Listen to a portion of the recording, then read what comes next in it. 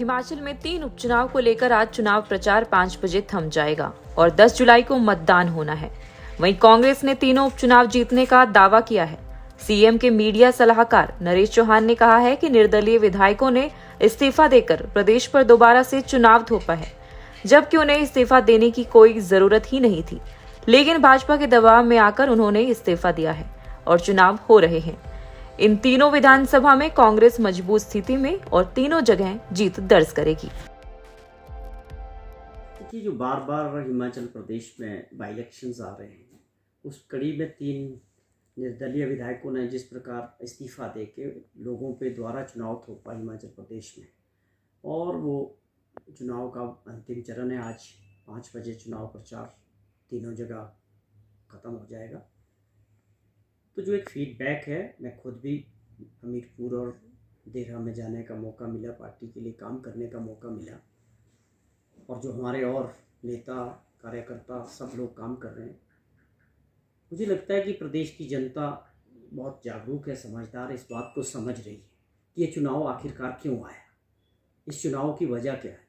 जिन लोगों को पहले 15 महीने पहले लोगों ने चुन के भेजा विधानसभा के अंदर 5 वर्षों के लिए, आज वही लोग दोबारा लोगों के बीच जाके कह रहे हैं कि हमें दोबारा आप विधानसभा एमएलए बना के भेजें। तो ये एक बहुत बड़ा लोगों के बीच इस बात को लेके प्रश्न है, और ये सबसे बड़ा मुद्दा भी है तीनों क्षेत्रों में कि आखिर क्यों। जब सरकार चुनी, जनता ने 5 साल काम करने का मौका मिलना चाहिए, और मुख्यमंत्री जी और कांग्रेस की सरकार लोगों के लिए काम कर रही है।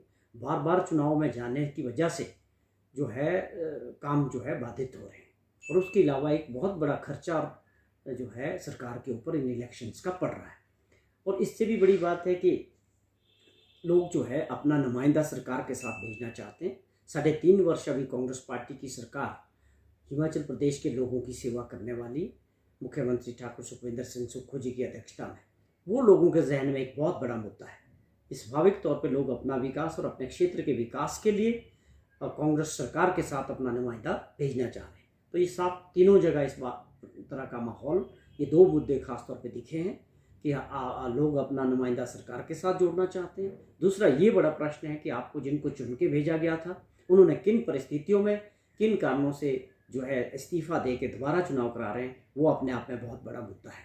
तो ये 2 मुद्दों को लेके जो समर्थन कांग्रेस पार्टी को मिला है, मैं समझता हूँ तीनों जगह माहौल कांग्रेस जो प्रत्याशी है उनके फेवर में।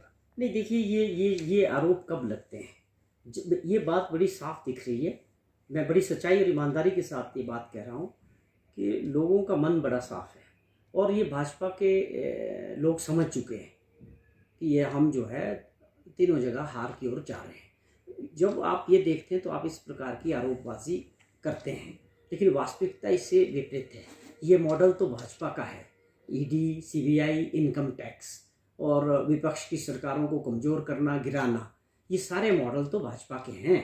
कांग्रेस में कोई ऐसा बाई इलेक्शन मैंने पहली बार देखा जहां कोई सरकारी मशीनरी का मिसयूज़ नहीं, कोई दबाव नहीं किसी पे। बड़ा लोकतांत्रिक तरीके से ये तीनों जगह चुनाव हो रहा है, ये अपने आप में बहुत बड़ी बात है। लेकिन जिस प्रकार से इसका ये भी जवाब है कि आखिर ये चुनाव हो क्यों रहा है, क्या वजह थी कि जो पूर्ण बहुमत की सरकार चल रही थी, तो ये तो मॉडल आपका है, अनुराग जी की सरकार का है। हिमाचल की सरकार को गिराने का जो प्रयास किया वो आपकी सरकार ने किया। आज आपकी वजह से, भाजपा की वजह से, और कुछ जो ओवर एम्बिशियस लोग थे उनकी वजह से ये चुनाव द्वारा लोगों पे थोपा गया। इसका जवाब तो आपको देना।